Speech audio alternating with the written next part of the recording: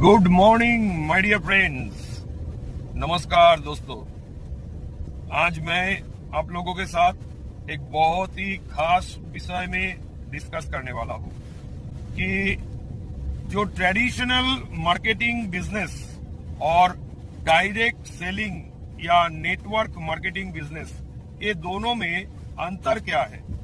अभी अगर मान लीजिए आपने जिंदगी में कुछ करने के लिए सोचा है और आपने सोच रहा है कि कोई ट्रेडिशनल बिजनेस करे, जैसा कि कोई कपड़ा का दुकान हो सकता है, दवाई का दुकान हो सकता है, बुक्स की दुकान हो सकते हैं, कोई और कुछ भी आप ट्रेडिशनल बिजनेस करने के लिए जा रहे हैं, तो आपको वहां पे बड़ा अमाउंट में इन्वेस्ट करना पड़ता है और उसमें आपका रिस्क भी होता है 100%। लेकिन अगर आप दूसरे साइड में डायरेक्ट सेलिंग मार्केटिंग या बिजनेस में देखेंगे तो वहां पे आपको इन्वेस्टमेंट ज्यादा लगता ही नहीं है, एकदम ही जीरो इन्वेस्टमेंट होता है का वेरी मिनिमम इन्वेस्टमेंट। और उसमें अगर इन्वेस्टमेंट ही आपका ना हो तो आपका रिस्क भी एकदम जीरो के बराबर हो जाते हैं। अगला जो है डायरेक्ट सेलिंग मार्केटिंग, आप अपने घर से कर सकते हैं।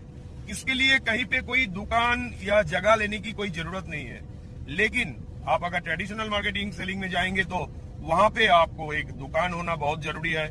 और दुकान तो हुआ, वहां पे आपको स्टॉक रखना जरूरी है। आगे अगर इस बिजनेस को बढ़ाना है तो उस बिजनेस का मार्केटिंग भी आपको करना पड़ेगा, उसमें स्टाफ भी आपको रखना पड़ेगा। अकेला तो आप नहीं कर पाओगे, अगर करोगे भी तो पूरा अकेला के ऊपर जिम्मेदारी आ जाएगा। आप कहीं घर छोड़ के घूमने के लिए नहीं जा सकते हो, आपके पास टाइम नहीं बचेगा क्योंकि पूरा टाइम उधारी देना पड़ेगा। लेकिन डायरेक्ट सेलिंग में क्या होता है, आप पार्ट टाइम में भी कर सकते हो।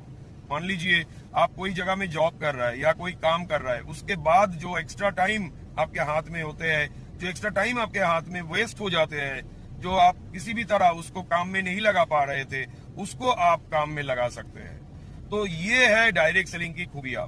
और last but not the least, आगे जाके आप ट्रेडिशनल सेलिंग या मार्केटिंग में आपको जो इनकम होगा वो इनकम होगा एक्टिव इनकम। मतलब आप जितना देर तक एक्टिव रहेंगे तब तक आपका इनकम होगा।